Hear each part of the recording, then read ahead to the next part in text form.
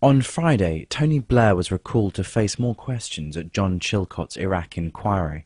Since his last attendance, the inquiry took evidence from other witnesses, including the former head of MI5 and former Attorney General.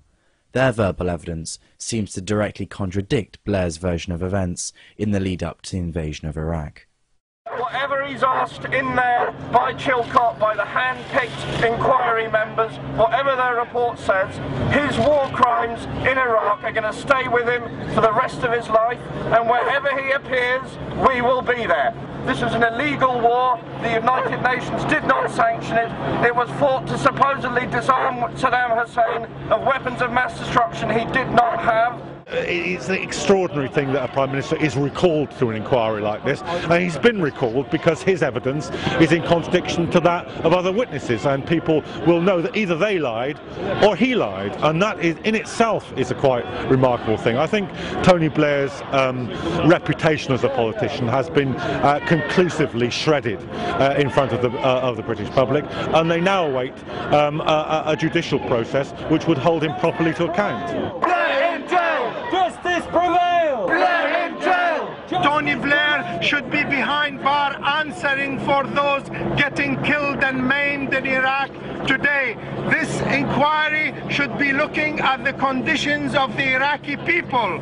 It should be held in Baghdad. It should be held in the Iraqi cities that were devastated by Tony Blair and George Bush's decision to go to war of aggression against the Iraqi people based on a pack of lies. Tony Blair! Terrorists! Tony Blair! Terrorists! Tony Blair! Terrorists! Tony Blair! Terrorists! Tony Blair! Terrorists! Tony Blair! Well, it's hobbled from the start. I mean, you know, they don't have the power to instruct people to attend. They don't have the power to instruct the government to release various different documents. And most outrageously of all, they're not even allowed to comment on the question of legality or illegality of the war, which is, after all, the question everyone's concerned about.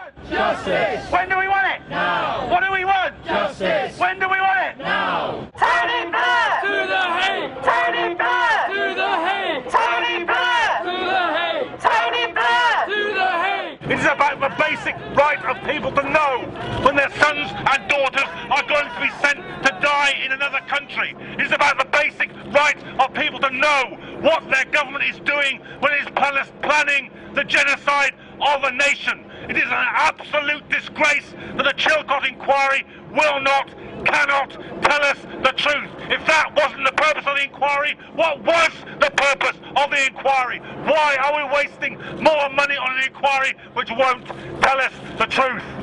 Blair, who did not speak under oath at the Iraq inquiry, has accrued an estimated £20 million in wealth since stepping down as Prime Minister, including a $1 million peace prize from Israel and £4.6 million from his memoirs entitled The Journey. It is the protesters' hope that the end of Tony Blair's journey will be at the International Criminal Court at The Hague. Prevail! Blair in jail! Justice prevail! Blair in jail!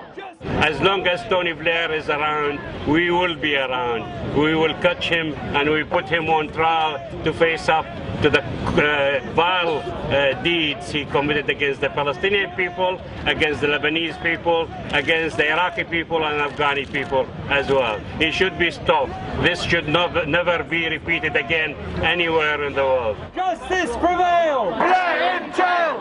And whatever questions he's asked in there, the great majority of the British people already know the truth. The war in Iraq was a war crime, the greatest crime of our century. Tony Blair should be in The Hague, not before Chilcot, to answer for it, and we are going to be following him for the rest of his life until he gets there. All the money that's been spent in Iraq and all the lives that have been lost, who has benefited? The arms manufacturers, the oil companies, the security companies, the security forces and the state as a whole. It's up to us to look for a world based on peace, based on justice, based on the sharing of resources, not the war to grab resources from those that desperately need them. Well done for being here. Stick with it for peace, stick with it for justice, stick with it for a better, safer and fairer world. Thank you.